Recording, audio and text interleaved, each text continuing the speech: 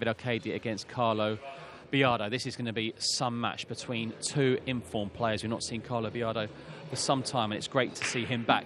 Let's go to the commentary team now. Nick Sharman and Jeremy Jones. Well, Jeremy, another just dynamite match here. Carlo Biado versus David Alcaide.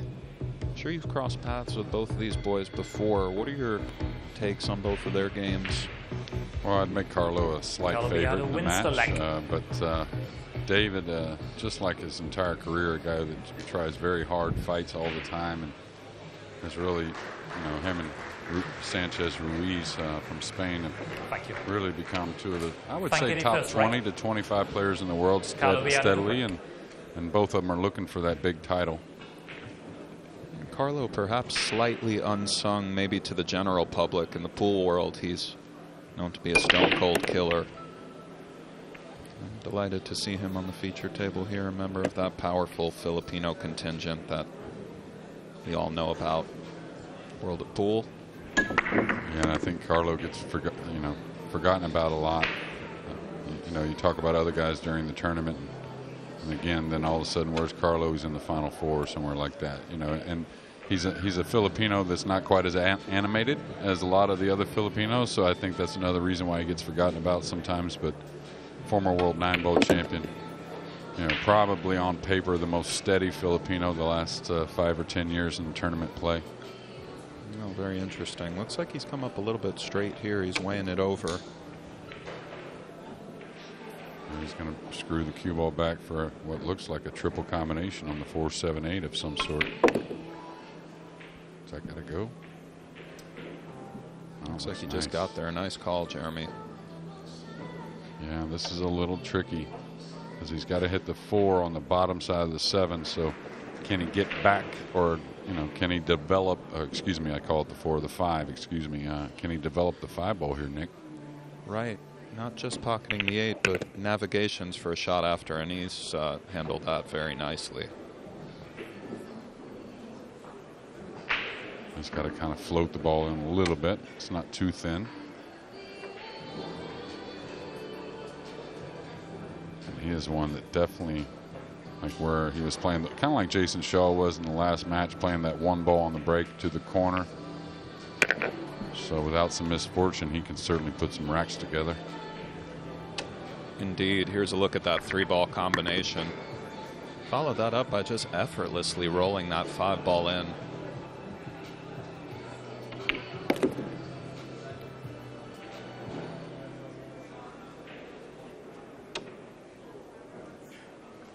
And you'll see Carlo do that a lot, play for this angle to kind of cross the line with the cue ball getting on the 9, but his control is so good. Now this come way too short.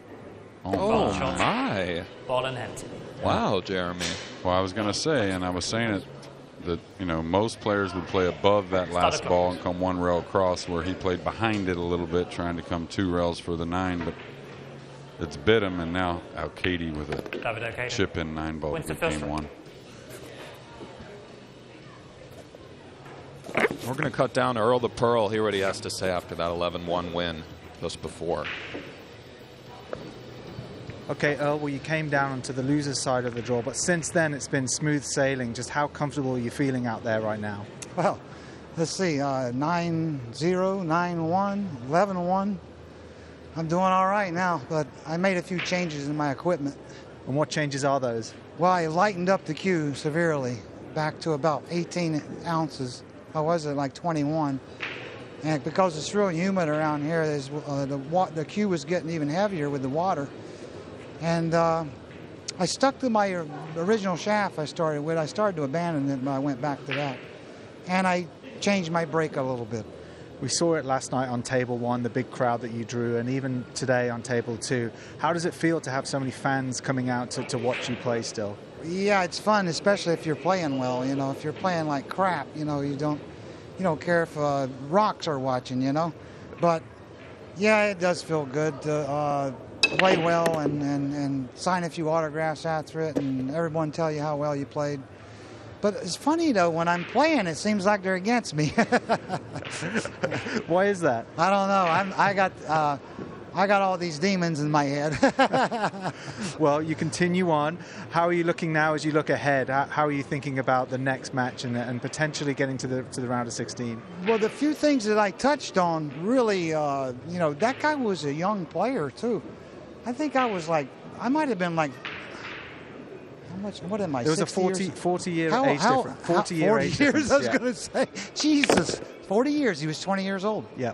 God, imagine that now. Just imagine that. How well I played, and I was 40 years older than him. So that's a good example for the rest of these players to follow. Excellent. Well, we wish you the best of luck. Thanks a lot. Well, gotta love it, Jeremy. A genius of sorts there. Yeah, Earl definitely, even in his prime, he played fast, but he could play fast because he saw things that just others didn't see so quickly. But Earl the Pearl, Hall of Famer and one of a kind. Yeah, nicely said. Alcaide's come up a bit short here after that. Yeah. Easy one ball. Looks like he's trying to punch it across 1-2 perhaps. Yeah. Kind of interesting shot he shot on the one. Oh, wow, he hit that great. He sure did. This has to be a pretty stinging feeling for Biado in the chair. He was just cruising to a 1-0 lead and playing just effortless pool. And that freaky kind of scratch, you saw it right away that it was going a little bit short, but of course it went a lot short.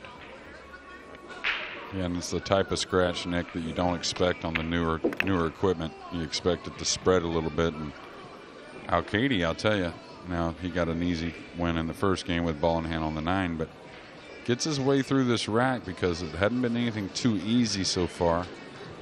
Could really go a long ways. Yeah, absolutely, and he's navigated that shot nicely. Just have to pull this one back a bit. Comfortable position on the 8. Should be on his way to a 2-0 lead here. And Alcaide, who's won Euro Tour events. They mentioned in the Open his biggest event is the World Pool Masters. Made an incredible bank shot on Kazaka's hill in the finals. We'll all never forget about that. The long railer. An iconic moment in international pool. He's overcooked this one slightly, a bit more testy than he'd like, but yeah, the good thing is he can go back and forth if he chooses. He can float it or a little bit of the knuckle coming in, but Alcaide's looking for that big title though. He, that World Pool Masters, it was a great field, but only a field of 16 or 24. Here we have them all. David Alcaide wins the second round. Well, that he is, Jeremy. Nice start for him, up 2-0.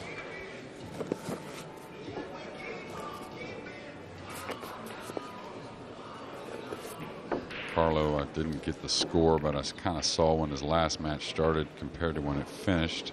Seemed like it was a very quick win.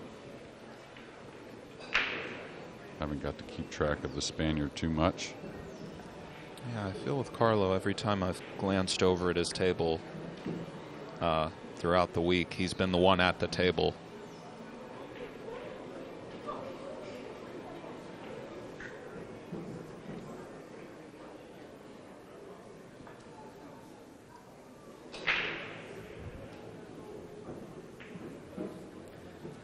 The third rack. David Alcaide is leading by 2 racks to 0 on the break. Third rack forthcoming. Break went very well from last time. Let's see. Kind of just stopped the cue ball, spun it back ever so slightly. He applies a lot of spin to that cue ball, Jeremy, when he breaks. 3 balls down, position on the 2, my word. Yeah, and he's you'll see that with a lot of guys, just on the outside spin. Some of them cut it a little bit. It seems like he's catching the one very full with the spin. I think that kind of pushes the one normally a little bit before the side pocket, Nick, and then it makes that spin does and brings it towards that upper corner where the 3 was pocketed, but doesn't want to do these again. Beautiful, yeah, it's very intriguing. I haven't really seen on the feature table a player apply that much spin to the break outside of Alcaide, and it's worked out gloriously for him thus far. Punches that one off the rail beautifully, and no real issues here to speak of whatsoever. Yeah, and a tough rack after that one ball in the last. Made a great shot on the 2, 3, 4, and then getting out. But now a pretty easy rack to settle himself, and I'll tell you what, keeps that break going. Could be another big lead here on the main table. Yeah, absolutely. Really a testament to how cruel international level pool can be at the highest levels. Yeah, did he get a little flat here? Might have to draw to the rail and out. Oh, no, he gained a little bit of an angle. Now David Alcaide, who was Spain's top player for many years, his running buddy, you might say, Francisco Sanchez Ruiz, now maybe ranked a little bit higher than David. It's close between the two. Well, one thing for sure, the Spanish contingent is no joke when it comes to rotation pool. Yeah, they have another kid coming up who's in the tournament. Cortez is his last name. Saw him in Vegas. Going to be another great player. And as far as the break's concerned, after he gets his 9 down, the Euros play their Euro Tour with a similar kind of template. So these guys are going to have all kinds of breaks. Well, the 9 is down. Going to cut to a quick break. Don't go anywhere for the rest of this match and ongoing coverage here at the U.S. Open 9-ball. Stay with us.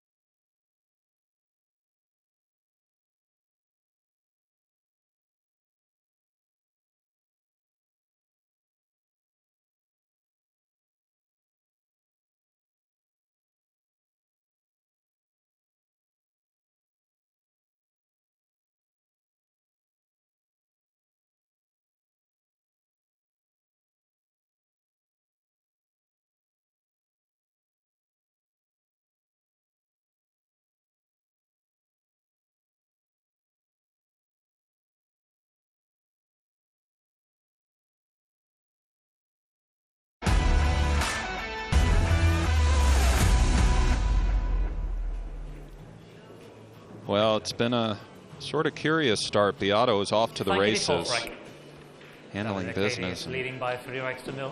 Took a freaky scratch on the 8 to the 9 that you saw right away, Jeremy, and Alcaide's been in control ever since. Yeah, that's kind of how Alcaide, he kind of plays. He's a great player, but looking to take advantage and pounce on mistakes. And anytime you're maybe a hair of an underdog, even though it doesn't appear so far, Alcaide's come pretty clean here on the break. Probably the shot at the rack. Well, maybe the first 2 shots getting from the 1 to the 2 and then 2 to the 3 back over to the other side of the table. But he's looked pretty good so far, Nick. Yeah, that he has. But as you mentioned, this is far from out of the woods. Navigations from the 1 to the 2 to the 3 quite worthy of respect. And from there, it should be smooth sailing. One shot at a time, as they say. He held that nice. Yeah, that was pretty. Looked a little steeper on the monitor where maybe he would have had to go across, but. No, that was fairly steep. That just shows me how comfortable he is, because that's an awkward stroke right there. Real light with the draw and could easily get away from you. Yeah, really good point. He made it look so simple, but it was a class stroke. The free ball is frozen to in the the ring. center of pocket. Aggressive with the stroke as well. So Carlo's going to need a little help from David to get back to the table here, it looks like to me. Relegated to the chair. This moment. Always a little awkward when it's stone frozen, isn't it, Jeremy? Easy to pull it off the rail. Just don't try to do too much. You can move the cue ball from the 4 to the 5 easily. You know, like say you end up a little shy. You'd rather work hard from the 4 to the 5 than on that 3 ball, in my opinion. Pearls of wisdom about the ins and outs. One of the great pool IQs of all time, if I may, Jeremy. Oh, thank you, Nick. But you could see the 3 starting to come off the rail, and that was at a light speed. If he tried to draw up much more, I think he probably misses the ball. And that was a great recovery right there, getting on the 5. I thought it was. Seems if he just makes it, it affords pretty natural position, 1-2 across, or maybe he can just lag it in, see what he prefers. Yeah. Extension call. I think the 5 is a hair off the rail, so that lagging in is definitely an option. If it's froze, you don't want to do that, right? That light speed with a touch outside is a tough shot. But a little off the rail, I like the call. Yeah, nicely done. And we saw how respectful he was of course, not moving the 7 with his shirt or belt or so on, as that would have been a foul. Yeah, all ball foul is the only way to really play, especially at a professional level. Never really see any arguments from the guys either. When they touch a ball, they just give it right up. No, at times when players have been a little overweight over the years, they've been belly safe, quote unquote, with the all ball fouls. What a start for Alcaide, 4-zip. That's the right. All Biado can do is hope right now, Jeremy, as you said. And for the most part, the guys these days, definitely athletes, stay in shape, and traveling. Just play better pool. And it's been a lot of one-sided so far in the last couple of matches. Pretty crucial mistake there. You may not expect 3 racks behind it after that scratch on the 8 by Carlo Biado, but we could expect more. And of course, as we were touching on before, he is a champion through and through, so we're eager to see him get another look at the table and kind of try to recover and propel forward in his own right. But right now, all he can do is sit there and think about that 8 ball. Leading positive.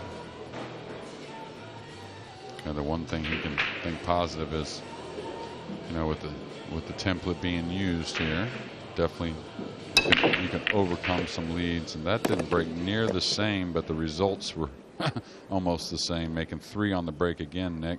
That wow. They were. Initial impression of this, though, fairly straight and jacked up over the 2. He'll need to navigate position on the 3 in some capacity. Let's take a look at it.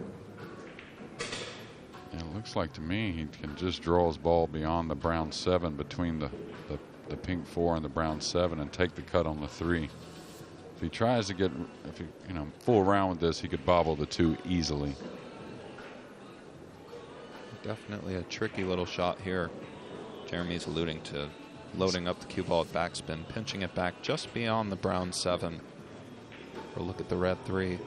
He's sitting on the table, yeah. Yeah, he's trying to get some elevation here to dig on that cue ball. And I wouldn't back off if I were David. He's playing great. I would take this shot on. Some say maybe, hey, ice the 2 and play safe on the 3, but not at this level. You want to try and get out again. I think he gets the cue ball out. Oh, he needs a bump. It's going to be close. I think he's all right. Yeah, put a nice stroke on that ball. Careened into the pink 4 ball. And as you said, it looks like he is all right. It's off to a blistering start here. This is some dynamite pool from the Spaniard.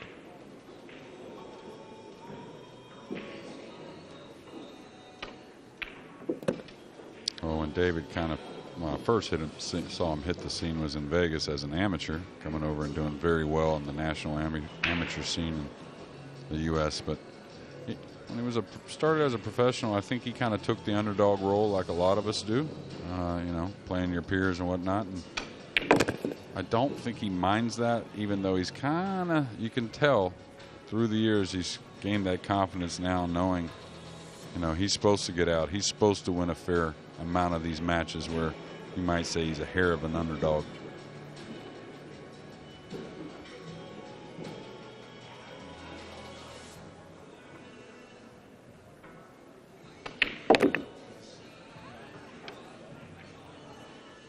I believe he strung together 4 straight, Jeremy. Haven't seen Biado since that unfortunate scratch, other than sitting in his chair. 5-0 for Alcaide, and what a start it's been. Yeah, I know there's been some racks run, but you would feel like this is some of the biggest punishment in the tournament for a mistake we've seen. Yeah, we'll take a look at that scratch again. He was really feeling so good. Right around this point, Jeremy said, well, that looks a little short, and a little short it was. But to scratch in the side from that angle, as you were alluding to, I believe when we were off air, is awkward. It's a testament to the kind of slippery, curious tournament conditions we have down here. And I think if you ask Carlo about that shot, I think he'd tell you he got a little deep in the corner with the cue ball coming those 2 rails out. I think maybe a little flinch there with the downward strike. He uses the draw stroke a lot, though. Talk about it every time he's on the air, that he's a guy that, you know, uses that to get around the table and recovers with it a lot. But that time it got him, and it's cost him an additional 4 racks. Rack number 6. Alcaide the break. That it has. Leading 5-0. 5-0 Alcaide. The break's been going well, as has everything else. Watch the spin on the white. Yeah, but that's the one ball I was talking about, coming 3 rails. Watch out for the green 6. I think it's open, and looks like another rack possibility here for Alcaide. He can slide it past the 6, Jeremy. It looked awfully close. I think so. Now this is where the tight pockets may change his mind on a decision. If we're on the 4.5s, like some tournaments, you can definitely use some of the rail to slide the 1 in. Indeed, the 4 1/4 inch pocket's extremely tight for a U.S. Open 9-ball. I know a lot of the top players are appreciative of that. Why not have the toughest conditions around? It looks like you're right, Jeremy. I believe he is trying to just nestle it down the rail. Oh yeah, sweet. He had to use some of the rail and flirt with the cue ball, but now a big reward. Indeed. 3 hangs in the bottom right.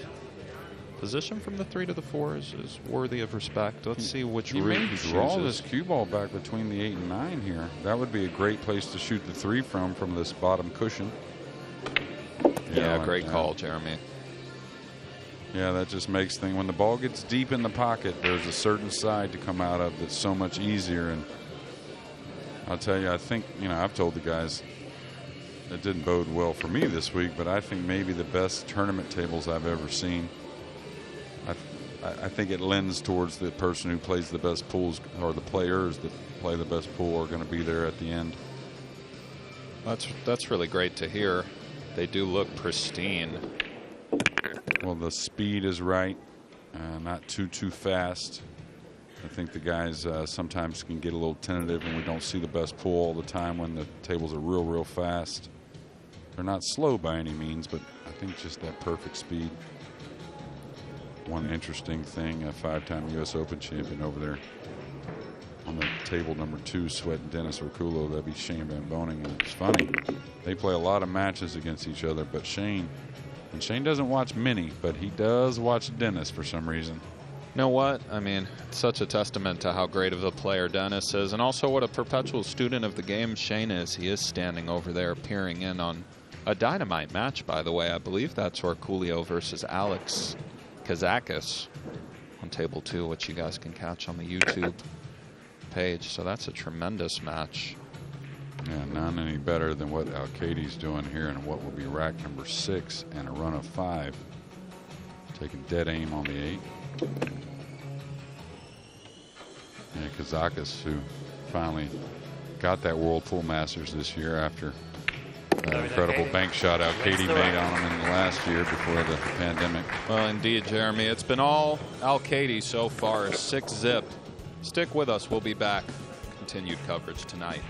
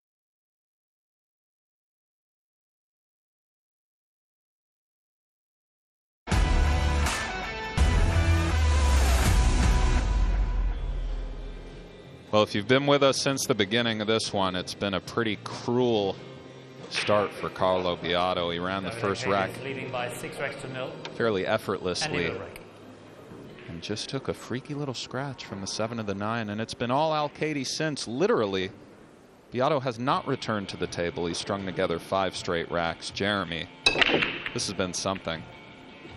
And I don't see anything down yet, so maybe a little hope to get something going, but nothing easy. You can see a tough 6-8 here on the bottom of your screen, or near on the side rail. So Carlo's got a great shot on the 1, but he's got to regroup here, right, Nick? I mean, he's got to.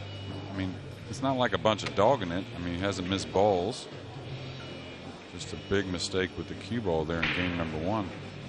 Oh, indeed he does. And I mean, one thing about these champion caliber players, they tend to regroup nicely. He sunk the 1, but as you said, there's problems here. That 6-8 requires some management. What's your approach to this, Jeremy, just initially? Well, if the 5's playable on that opposite side, he may gain an angle on the 3 in the side to come off the 3, pocket the 3, and go into the 6-8, having the 4 laying.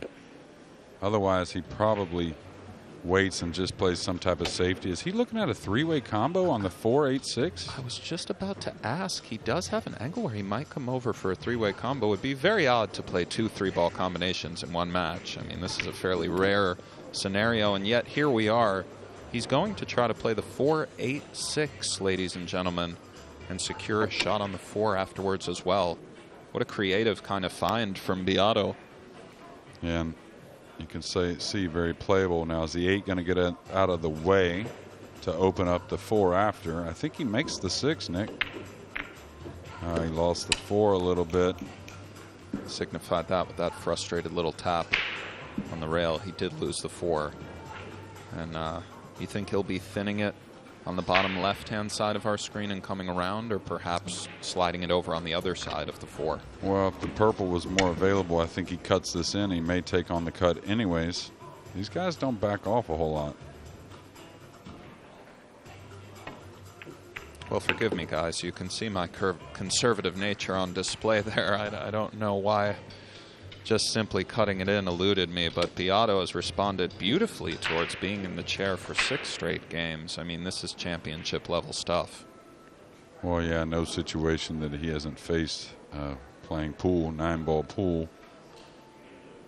And like you said, that, you know, in his earlier matches, you saw a lot of him at the table, so he's obviously playing great. Very much so, and you know, a lot of times when somebody's down 6-0, you can really just feel like getting away from them, but this is the sort of match where this is far from over. Isn't that right, Jeremy? Yeah, absolutely. I mean, you play 6 games in a match, you figure it to be 4-2, or at least, you know, it's hard to swap games, especially winter break. So 6-0 is definitely something that Carlo can reel in. A wonderfully navigated rack here from Carlo Biado. Creativity and execution on full display. Let's hear from the esteemed Carl boys. See what he's up to. Thanks. Cheers, boys. Yeah, just behind me, 2 of Pool's biggest characters are in action. It's Dennis Grave from Estonia and Naoki from Japan.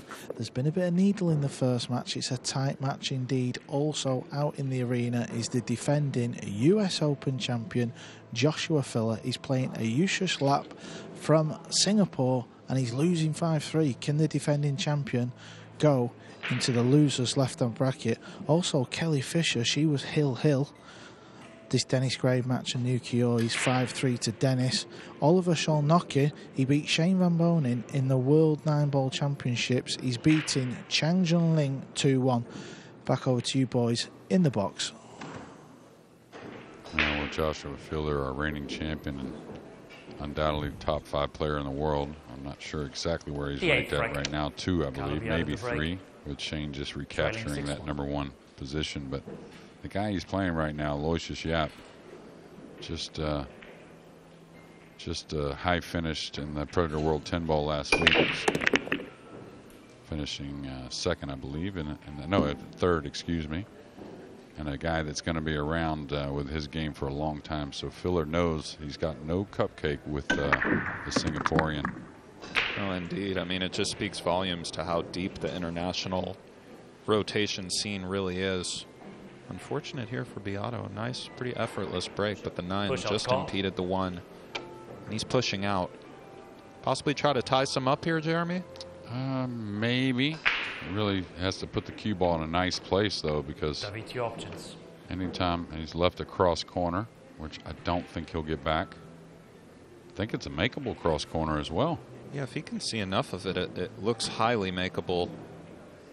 And it's a little bit of a, if he can get at this ball, a very suspect rollout, in my opinion.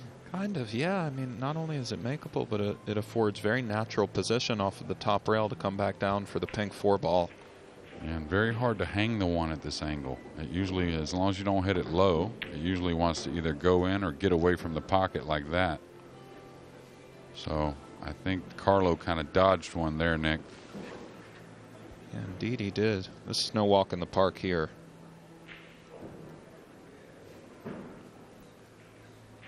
Yeah, I'm not sure he has the entire 1. If he doesn't have the entire 1, he's in some trouble.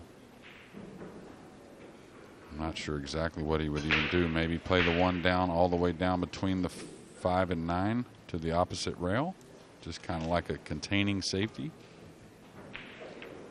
Yeah, I thought he was in trouble. That was just a tough shot, tough spot to be in. And he's left cueing and the angle perfect for Alcaide to draw down the table for the next shot. Yeah, that he has. He just came up a bit short. As you said, it was a very difficult situation, and perhaps a bit of an oversight as far as the push-out location. Yeah, that's where it really all started. Didn't really have to get back to the table after the push-out at this level. The push-out's always difficult at this level. You know, you always want to push out to where you have a chance to get it back, and right there, I don't think he was ever getting that back. Yeah, good point. I mean, you never want to give these guys any look, but sometimes you have to. Spins 1-2 out, leaves himself a nice angle on the 5, perhaps a touch steep, but it should be okay to just kind of slide over for the green 6 in the bottom left. He's looking at it now. Yeah, and this angle, it's a hair steep, but with the equipment these days and the players understanding the equipment, man, they can really hold the ball easily. Yeah, that sort of stroke and technique is a kind of modern day shot. Extension, please. Didn't really exist back in the day for reasons you just mentioned.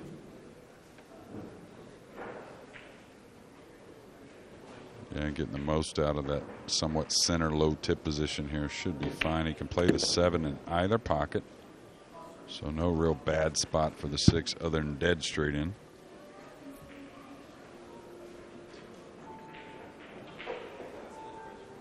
Now, does he jam this a little bit, trying to get the cue ball out for the same pocket, or does he just kind of float it in, taking the 7?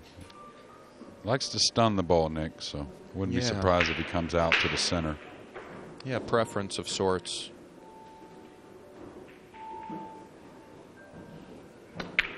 Yeah, as you said, beautiful little stun stroke there. And you notice he didn't cream it. That's another thing, knowing the equipment these days compared to years and years ago. No shot, you really have to, you know, unless you're some 8 or 9 feet away. Right. But, yeah. Yeah, I mean, we've seen guys over the years hit that one too hard, bobble the ball and fly it off the table, but not at this level. Yeah, and you actually don't get as much cue ball movement when you actually cream at it. But man, Alcaide looks good, and Carlo, you know, he's not. Oof, shook that one home. But Carlo's going to need a little help again, a dry break, something to get going. Yeah, he sure is. And the way Alcaide's been breaking, he really looks good on this featured table. At least tonight, day 3 of the U.S. Open, he's absolutely found it. Generally making 2, 3 balls even, controlling the 1 ball beautifully and controlling the cue ball beautifully as well. Let's cut out to table 2, where Kazakis and Orkolo are entrenched. 3-2 Orkolo at the moment. Looks like Kazakis is in a pretty tough spot here, Jeremy. Yeah, he's in a tough spot playing Dennis, period. Not sure what, is he looking at a rollout situation here? This is after the break, I'm assuming, because he's looking at like down table. Right. And speaking of Kazakis and Alcaide both, you know, you got a Mosconi Cup for the Euros, and a lot of people would argue, why would you ever change the team that won last year? Everyone said it was the greatest team ever assembled by Europe, and I'm not too worried about that opinion one way or another. But for these 2 guys, Kazakis, who won that Whirlpool Masters, been on the Mosconi Cup a couple of times, and then David Alcaide, who's at the main table trying to make his Mosconi Cup. So indeed, the Mosconi Cup, a source of great pride for any player. As you said before, never easy to push out at this level. Yeah, you can't pass that. He's got to chop it and try and put the 1 behind the 3, 1 rail, and the cue ball just floats to behind the 7, I think. One of the very best practitioners of the cue sports ever, Dennis Orkolo. And just like you said, Jeremy, has Kazakis in a pretty dicey spot. He might be pulling the jump cue out here. 100%. See that Alcaide break on the left as Kazakis is set to jump it on the right. Well, it's another dry break, I believe, so exactly what the doctor ordered for Carlo, and very much so. You can see the hands go to the hips there for Alcaide, and wondering, hey, I was making 3. Now the last 2 breaks I've made 0. Nicely done here from Kazakis. Might have left just enough for Orkolo to take the cut on, Jeremy. Maybe a two-way shot, taking the cut. And what? I don't know, though. Doesn't look so easy to me. Here's an example of the all-ball fouls. Biado, not the tallest guy, has to be very mindful of that ball hanging in the corner from which he's shooting. And stretch, going 3 rails with inside, so still very comfortable. Yeah, great shot there. Even got the proper angle on the 2. Everybody has a little idiosyncrasy to the way they chalk the cue. No, Biado holds the chalk still and kind of spins the cue. Nice punch stroke there. Wants it to bounce off the rail a little bit. Does oblige somewhat. And he's got a choice here with the pink hanging. It's a matter of what he wants to do with the rest of the balls, really. Probably comes all the way down. He doesn't have to, though. Doesn't mind moving the cue ball. Oh, he's Watch settled. out. Yeah, that was odd to me. He kind of stuck in between, and not sure he has an open look here. This may be a short cue coming out, and he looks fairly disgusted, so it would lend to the idea that he can't see this one clearly, although he hasn't gone and reached for the jump cue just yet. Maybe he can kind of swerve it in or even jump it with the full cue. He's going to cheat the pocket, kind of shove it in, I think, and move the cue ball around the 9. Yeah, that he is. Nice stroke there. Yeah, but pretty upsetting, you know. Not only a little fortunate to get that shape on the pink, it looked like, but a little upsetting the strike on the 3 ball getting there.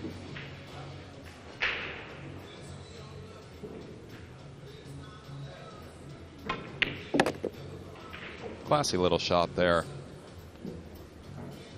Never that easy to pull it back ever so slightly from that distance, but beautifully navigated. He looks a little bit frustrated but composed at the same time to me.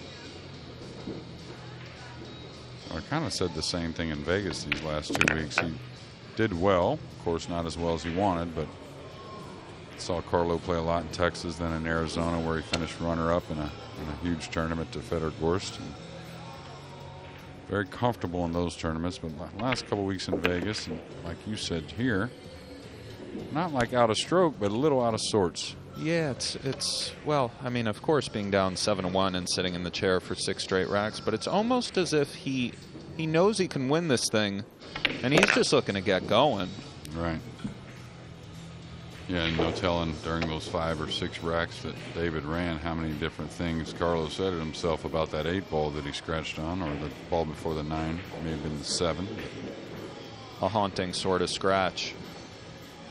Middle finger dancing in the air, puts that one down, cuts a deficit to 7-2, so perhaps Biado can mount a late charge here.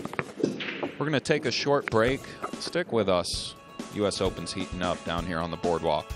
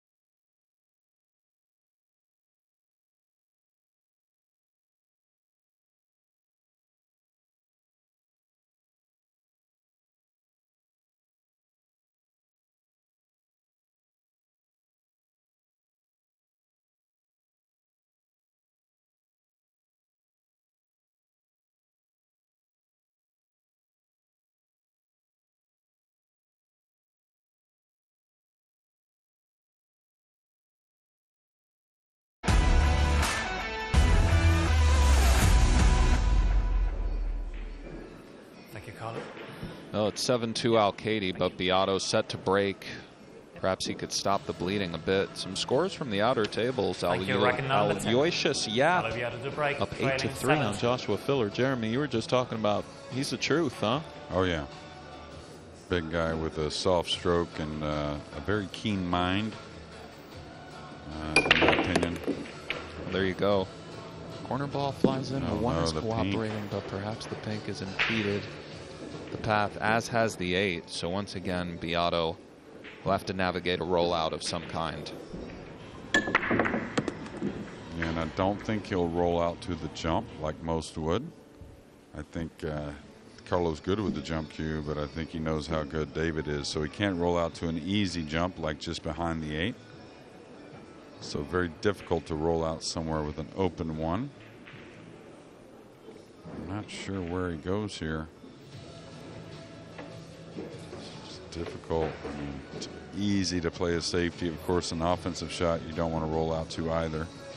He can't see the 3 to reposition the 3 and the cue ball at the same time. That's sometimes something you can do where you can leave your opponent an offensive shot, but really no future in it. Right. Push out called. He has declared push. Used his extension, but he's getting precariously close. He'll have to go pretty soon. 14 seconds remain. Okay. David, your choice. The double kiss may have left an offensive bank here, Nick. Yeah, it's I don't know. These 2 push-outs from Carlo have been maybe a hair sloppy. You have to respect the push-out as well. Kind of shakes his head there a bit in disgust. But at the same time, as you were mentioning before, he really didn't have any kind of good option. But he has left this bank, and it looks pretty natural to just draw back for position on the 3 slightly. Yeah, queuing over the 7 a little bit. So you may see him elect the safety to try and maybe put him behind the 7 with the cue ball. Doesn't, maybe cuts the 1 a little, plays the 1 down the table, bringing the cue ball. Now he's queuing down on the ball a little. Yeah, another nice option, though. Let's see. Oh, cross corner, excuse me. Wow. I'm not sure if he was playing that or not. He might have had it in the back of his mind that it might go in, but whatever the case may be, he has a long, weird one here on the 3. Do you take this on and try to follow 2 rails out, Jeremy? I know Shaw might, but I know Shane would. He loves this shot. It's a shot you should practice.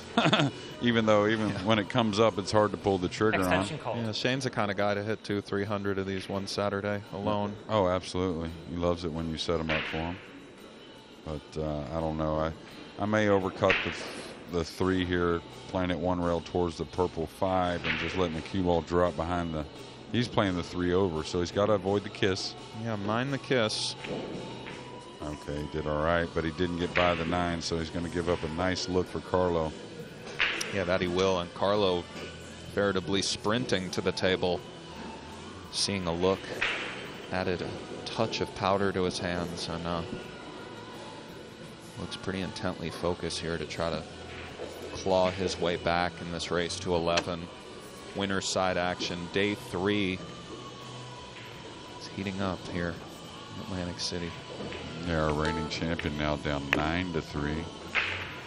And I think that's probably got a lot to do with just Aloysius not letting Joshua come to the table much. I would imagine it does. Speaks volumes to how fearless Aloysius must be going up against a guy like Filler and relegating him to the chair.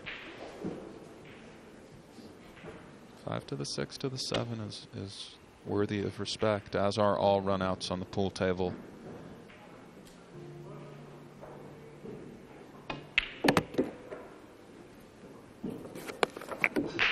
The angle tells me maybe a little short side on the 7 here. He could pull it up the rail. It looks to maybe a cut on the 7. We'll see. This angle will show us a lot. Yeah, he's definitely got to move it at least 1 rail, maybe 2 rails. Does that have to go, Jeremy? It's going to get there. Beauty. I think a lot of guys should entertain short side in that position a lot of times instead of trying to force that 2 rails over to the shorter pocket. But now not much angle on the 7, and he's looking at that side pocket. If it comes 2 rails out that he scratched on in game 1. He knows a thing or two about that side pocket. going on? Well, he's navigated it nicely, semi-precarious. He had a little smirk on his face there, but he should be okay to pull this one back and maybe play the 9-1 and the 9 in the bottom left. Oh, nice stroke there. He was able to put a high ball on it with a little bit of outside, and that's just beautiful. Clawing his way back, Jeremy. 7-3 after this 9 is sunk. Carlo Biado. Showing some grit here. Yeah, well, only one mistake and it cost him 6 games, so probably thinking he can't afford another. Right. Let's take a look at Naoki Oi kicking at the 2. A lot of English and a lot of body English there. Fortunately for him, it's leaked out. That'll be a nice look for Grab, who has a 7-4 lead, so Oi finds himself in tough. Great Japanese player. Dennis, who had a nice finish in one of the events in Vegas and always one of the most steady players on the Euro Tour. He's still looking for that debut in the Mosconi Cup. Needs probably some big results here to have a chance. That's a beautiful little shot there. Even did you see the way he kind of cocked his head to the side? When you know? Yeah. Player has their own style. That was pretty, though.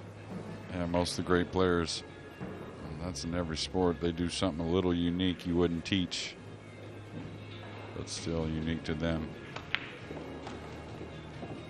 Looks like he's going to get a little straight on this 5 ball, so good thing the cue ball's off the rail. Right. Yep. Mind that side pocket where he's putting his cue if he elects Thank to you, draw rank back. 11. Play Carlo the Biado 6 to in break. that right Leading hand 7, side. Trading 7-3. Biado down 7-3, set to break. Not far off of even. I know it sounds a little one-sided, and it was early, but if that corner ball keeps going in and Carlo gets a few shots on the 1, wouldn't doubt we'll be tied up soon. No, indeed, and finally the 1's cooperated, although the 3 is resting dangerously close to the 8. And this initial shot also looks a little bit thin, so. Yeah, but he's close to it. Anytime the players are close to it, they can usually manipulate the cue ball a little bit. And you're right about the 3. The good thing for him is if he can do something on that 3, he can. The pink 4's not far. Right. It looks like if he's. Is he going into the purple 1 rail here? Has he overcut it? No. And if he gets to center table or so, it looks like maybe with a lot of outside English, he could just twist that 3 in, Jeremy. It's close. Yeah, he's a little over the purple here, and I'm not so sure how close he can get to that 3. It's going to be a close call if he does decide to go offensive. Might be zipping it back way downtown to take a look at things from a bit closer. I don't mind that at all, Nick. Oh, my. Oh, the beat might have got him a little bit, but fortunately for him, well, I might have spoken too soon. The 2 hangs up in the side, and it'll be a very simple kick, although certainly it's not as if Alcaide. So we noticed Biado maybe looked up at the time monitor or something. Right in his backstroke, that beep started. I'm sure you've experienced that, Jeremy. That's got to be tough, right? Yeah, absolutely it is. It's something you got to get used to. It's going to happen. You learn to manage the clock without the beeps, but oh my, that shows me a little bit. Now, that may not be makeable, but if the 3 is so tough, you definitely don't want to give up ball in hand here. Even if you give up a shot on the 2, it may not be that bad. The kick may trap him. He's got to go at this kick shot with some speed. Can't afford to baby it.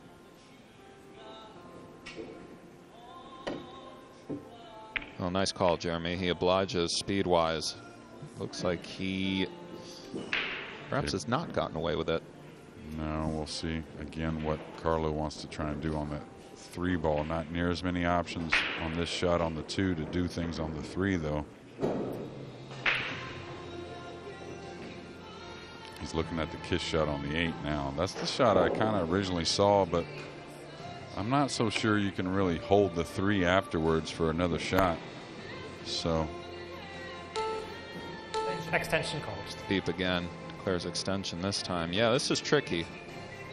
Yeah, Aloysius Yap now 10-3 over Joshua Filler. So Filler's looking like a 1-loss side, trying to get to that final 16.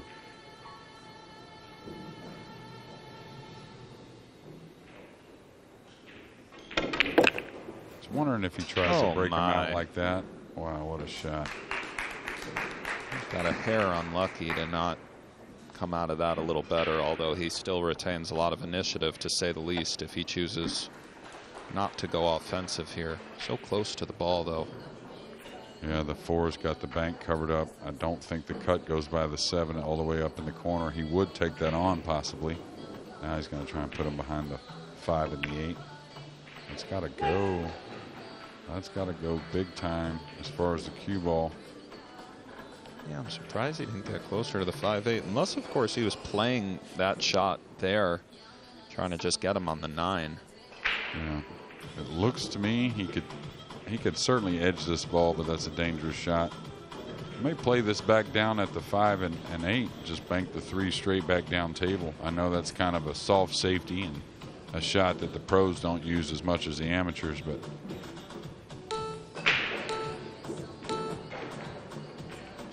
that's exactly what he went for, Jeremy, but he mishit it.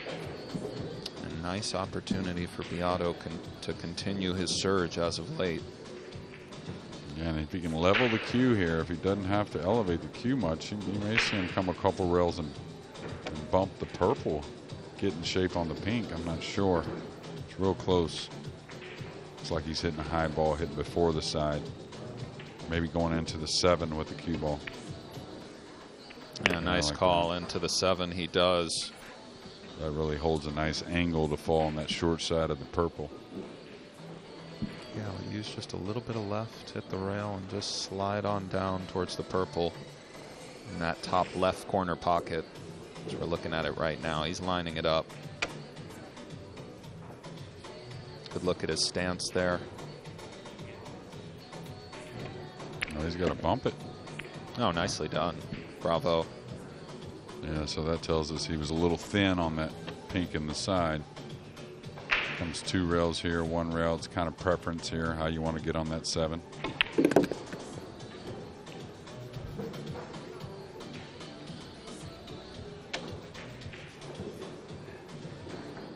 So we've had 2 misses from Carlo. I'm about to draw near at 7-4, but 0 misses from Alcaide that I can recall. As Carlo cleans this up, we have some outer table scores for you. Aloysius Lapp on the hill against Filler. Latvian Kraus in a close one, 7-6 Latvia. Carlo Biado wins the race. Tucher and Lechner tied at 4-4. Borcolo and Kazakis 5-3. It's like Appleton's jumped out to a 3-0 lead on Kachi. Real good matches out there. Yeah, Zolnoki over Chung Jung Lin. Jung Lin probably one of the favorites in the tournament. Yeah, he's phenomenal. Kachi trailing Darren Appleton, who's been making a run. 3-0 Darren. 5-2 Biesterbosch over the Kaiser, Ralph Souquet. Shane Van Boning and BJ Usuri. BJ still on the winner's side. A really good 9-ball player from the Carolinas. Shane up 1-0 there. Carolinas have produced some real deal 9-ball players over the years. Yeah, home of Earl the Pearl. Even though Earl probably really learned most of his pull around Houston, a famous era in the 80s, and all the greats were there. And Cesar Morales made his debut to America, that being Efren Reyes' road name. The international road that was. That's right. Once again, no look at the 1. At least for Biado this time, the 2, 6, 8 congeal towards each other, which makes a push out a little easier. Yeah, for those that don't know, the name Efren Reyes rang in every pool hall from the east to the west so loudly. He came on over the States and started telling everybody he was Cesar Morales to maybe get a late night money game or 2. They started realizing Cesar Morales, Efren Reyes, whatever your name is, I want to leave this guy alone. That's right. There weren't many. There were just a couple that came clean of him, but most everyone got beat. And that's the area I'm from, and I believe he had told most that he was just a pool player from San Antonio, Hispanic pool player from San Antonio. So Efren, as sharp as he is, and the story, a funny story is they were playing the big tournament at Reds in Houston. Red Walling owned it, and he was in the Final Four of the winner's side or something like that, Nick. Efren was, and he went up to Red and he told him, he said, well, I haven't been using my real name. Am I still going to get paid in the tournament? And he said, yeah, you're still going to get paid in the tournament. Oh, my. Banks the 1. Ball. Action on the 9. Wow, what an attempt. Shot. Might give the 9 a little action again, Jeremy. Yeah, he's pretty elevated here, though. He's an underdog to get at it from this point, but I think he has to shoot at it anyways. And I think he was definitely going at the 9 with the cue ball, not only trying to make the 1, but so after just like perfect pool, it's been a couple dry breaks for David to get Carlo back to the table. And now maybe what you might consider a little bit of a chilly roll here, getting elevated over the 9. That 9 should have gone, it looked like to me. That was a little chilly, Jeremy. These situations with the 9 hanging are always exciting. Make or break, so to speak. Yeah, I think he's got to hit down on it more. He's going to come up short, not going to get enough draw. Oh, as you said. Coming slowly. Well, he's got the pressure on Carlo, though. Do you think Carlo plays? He does look a bit elevated from this angle, though from the other angle it looked like he could have a bridge at it. Could he draw straight back, Jeremy, into the 9? That would be sweet. Yeah, the 8's in the way to come off the bottom side of the 2 and get at the 9. I think he's going to play safe, Nick. I think he's going to try and bank the 2 away and a couple rails and put him underneath the 6, maybe put him on the backside of the 8. Extension, please. Well, he's mulling it over. He's got the stroke to draw off that ball like you were talking about. I just could almost play the 2-7, although it might be a little steep. The 2-7 as well, that is. Yeah, I like that, actually, if you're going to go at the 9. But he did what you said, Jeremy, and he's done very nicely with it if it keeps traveling, because that was awfully precarious with the 9 hanging in the hole, of course. Very volatile situation for both players. I don't think he can see the right side of the 2, and even if he can, perhaps the 3 and even the 5 slightly impedes the bank into the 9. If he can see the right side of the 2, the cue ball at the 9, yeah. So, yeah, this is even better because he's got some balls that can really cover up the 2 just in case he misses. Lag speed to the 9. That's the key. He does play the cue ball around, Jeremy. Too thick. He did hit it too thick. As we see on the outer table, table 14, it looks like Aloysius Yap is on the verge of sending Joshua Filler to the loser side, although this is a hair thin maybe. But he's a very smart player, very conservative, stays within himself a lot, and I'll tell you, he's got a cue ball that is something special. Yeah, well, that's really high praise from you, Jeremy, to espouse his mind. I'm sure he's a sight to behold. Yeah, everything he does pretty much makes sense. Biado here. Oh, what a shot that was, knowing that that was essentially like the 9 ball, but powered it into the top right, and Yap, 11-4 winner over Filler. Bravo. 7-5 here on the feature momentarily. Biado wins the run. It's all going down here on the boardwalk.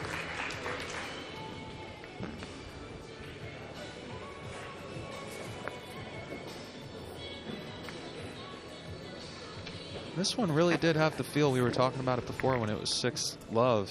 It just had the feel of a tight match. Biado looked so focused and ready to go. We knew if he had chances, he'd capitalize, and he has.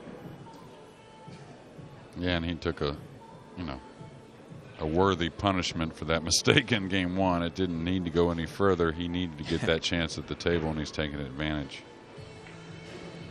It's like Orcolo out of nowhere has extended his lead against Kazakis to 8-3. He's in top form, as you said. Van Boning was giving him a little sweat before. Grabe over Naoki Oi, 9-4 at the moment. Tucher and Lechner close 5-4. Rodrigo Geronimo up 9-2 on To Lian Han. Yeah, that guy, Geronimo, he's really put it together. Big win over DeLuna in the last round. Still on the winner's side and chugging right along. And I'll tell you, the tougher equipment, I think it, as days go, the cream of the crop settles in more, makes it, it doesn't affect him as much. And you're going to see top flight pool from all these guys. Yeah, makes sense. He glanced at the 1-6, Jeremy, although it's a It's a pretty dicey shot where he'd have to cut the one. Thoughts? Well, he took on a triple combination twice in this match, so I wouldn't doubt it. Even though, like you said, anytime you got to cut it this much, it'll still throw, and good chance you miss this ball. Oh, that fooled him. What happened there? Was he that trying fooled to? him. He was trying to kick the ball, and he got in. He hit it first. I think he hit it twice actually. Cut it and then kicked it behind, and the cue ball ran with it. He was trying to kick and just stick there, but he just thinned the one on the way in. And what a great opportunity for Alcaide to get back in the driver's seat. Oh, he put 5 together right after a huge mistake, and you know, awkward position for Carlo, but you can call that a pretty big mistake there. Open shot on the 1. Yeah, absolutely. Now, we'll see. This is still a lot of work here. Not so much on the 3 and 4, but 5 to the 6 to the 7. And the main reason is the 8 being there. You know, if the 8 wasn't there and the center of the table is very open, the 6 to the 7 and all that's pretty easy. And not only that, the 5 to the 6 is pretty easy. But with the 8 there, Nick, he may play. I doubt he plays short side on the 6, but you never know. Can't afford to get straight on the 6 with the 7 on the opposite side of the table. Yeah, he's thinking about this exact thing you mentioned, taking his time on this one to decide how he'd like to navigate from the 5 to the 6. Looks like he's going to go with a high ball, perhaps between the 8 and the 6. I think you're exactly right, but that is flirting with a little danger. Getting straight. Yeah, and we can see, as you said, Jeremy, he doesn't want to play for the short side. So if he elects to go between the 8 and the 6, he'll want to rest that cue ball on the side rail, which is awfully delicate, to afford him an angle to go from the 6 to the 7. Yeah, it looks like it's going to be a little hot and get that straight in. I was talking about maybe a hair of an angle to move it with top inside, cheat the pocket a touch. It does look like he has that slight angle to apply that top left-hand English. And this shot actually helps on a tighter table because you have more room to move the cue ball near the pocket here when he goes forward. Oh, he could stun it. He could stun that ball. So David, even though not much chance the last 5 games, still looks awfully comfortable. Yeah, that he does. He's played great thus far. Really has. Yeah, I mean, I haven't got to see every match on the TV table because I've been playing, but he's played as clean as anyone I've seen, that's for sure. And just as I spoke, he got a little rub on the 7, hit a little thick, and didn't quite get there with the cue ball.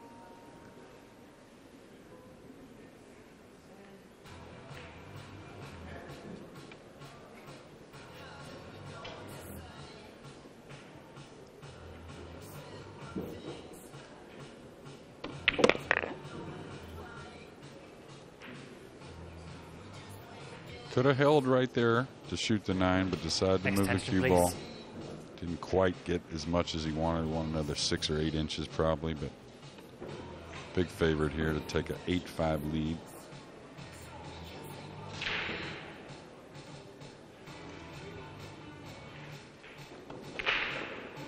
Yeah, center of the hole there.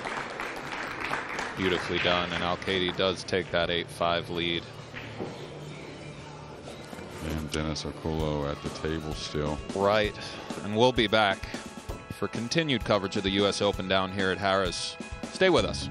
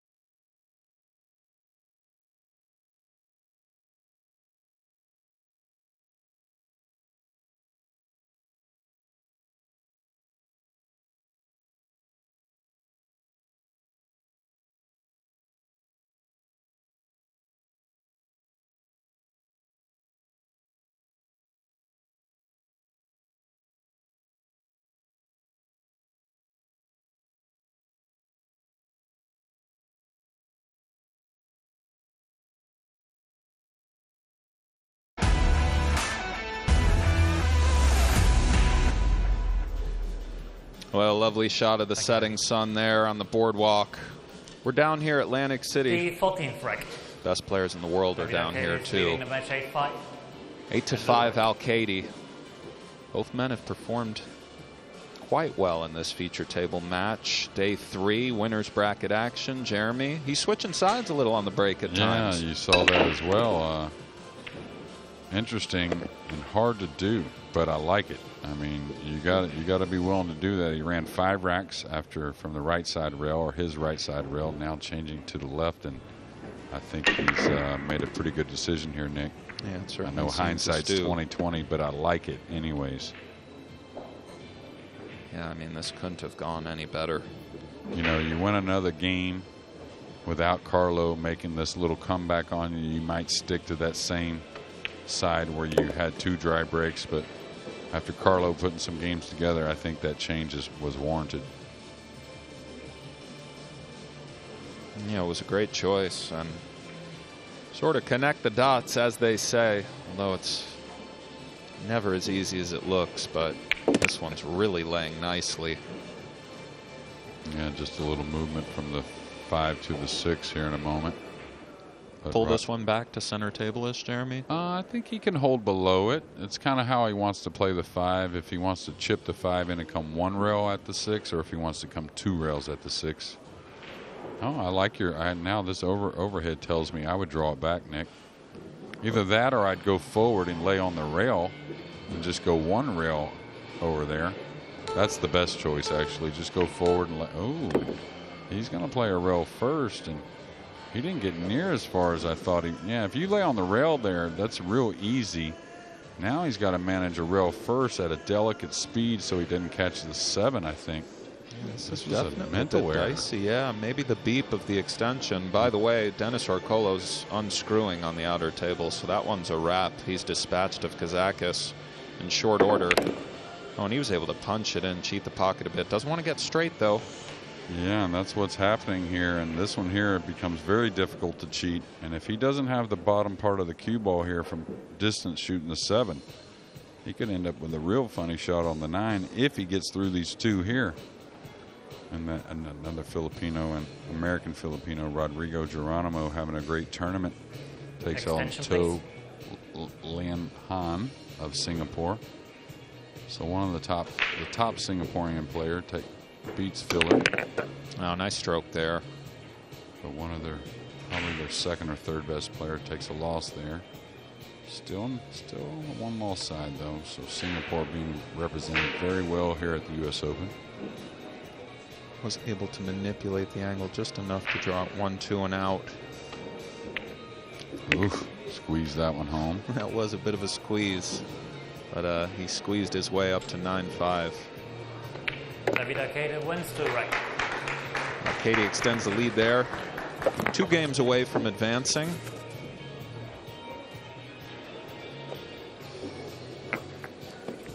You see some of the updates of today. Aloysius Yap over Filler, 11-4. Grabe dispatched of Oy, 11-4 as well. 5-5 in the Tucher-Lechner match. Rodrigo Geronimo, 11-2 over Han. Great start for Zolnacki, 7-2 lead. Labutis with a 6-4 lead over Chua. Ralph Sukazin tough against Bisterbosch. Fayan's in the hole against the great Fedor Gorst from Russia. Eklund Kachi, fresh off of that 10-ball title, down 4-1 to the great Darren Appleton, 2-time winner here. And Shane Van Boning off to his typical roaring start, 4-1 at the moment over BJ Usuri. Usuri or Usuri, Jeremy? I think they say Usuri. Usuri, that sounds a little better. Usuri. That's the South for you. Yeah. 9-5 Alcaide here on the feature. It's really been a just Thank you, rack 15. extraordinarily well-played match from David. You know, he hasn't gotten out of line much, but on the difficult racks, he's come with the shot. He hasn't panicked. Stayed in form very well and just kind of doing his thing. Yeah, that he is, and he's really found the sweet spot from the break, so to speak. Yeah, and I would say, why would he? I know he ran 5 racks from the other rail, but why?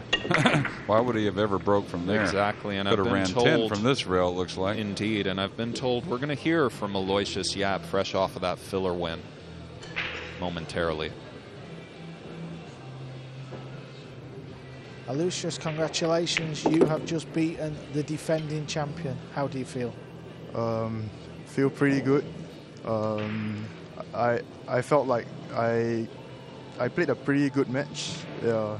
So now I just have to focus on the next one. Yeah, this must give you a lot of confidence moving forward in the winners section. Yeah. Right now I'm just focusing on my own game. Try not to let much things get into my head and just see how it goes. Have you played Joshua Filler before this match? Yeah, I just played him like last week in the Diamond Las Vegas tournament. I lost to him 2 sets, 4-3, 4-3, with me both time breaking on the hill but coming up dry. So it feels pretty good. Yeah, so it's good revenge. You've got your revenge back. Yeah, it feels pretty good to have this revenge back. Yeah, and obviously beating the defending champion, there is no reason why you can't win this year's tournament. Yeah, I'm feeling pretty good. Just have to make sure that I stay focused and do my best. Lucius, we wish you the best. Good luck. Thank you. Thank you. Fair enough. Sounds like he has a good mindset there, Jeremy. You've done so much coaching and playing in those Mosconi Cups. You like what he had to say there? Oh, absolutely. I like his mindset anyway. He's a pretty mild-mannered guy, and like you said, he just really tends to himself, which I think all these guys, when they play their best pool, they're kind of playing the game by themselves. Extension, please. Well, he's so near the brown 7 there, I thought that there may have been a foul called the way he come up off the ball quickly. Right, yanked up off of it. He's trying to navigate this 4 to the 5. Well, that's surprising. He didn't have to play it that way, but I understand he didn't want to play short side on the purple. But you could shoot the purple up straight, right, and follow all the way up for the 7 in the side, but this is okay. Does he bring this back past the other side? I think so. Well, the way he initially cued it, it looks like he is trying to apply a lot of right-hand spin, come north of the side, right around where he's standing. And I think that was mainly because the 8 ball getting a little quick with the stroke. Maybe the nerves are getting a little high, and that's what will happen near that finish line sometimes. Especially when you get the lead, it seems like, Nick. Tough to close, isn't it? Yeah. It's one of these things. Sometimes it's almost easier to play from behind than try to close somebody out, especially a Carlo Biado. But end of the day, he has not missed many, if any, balls, frankly. No, I can't recall one anyways.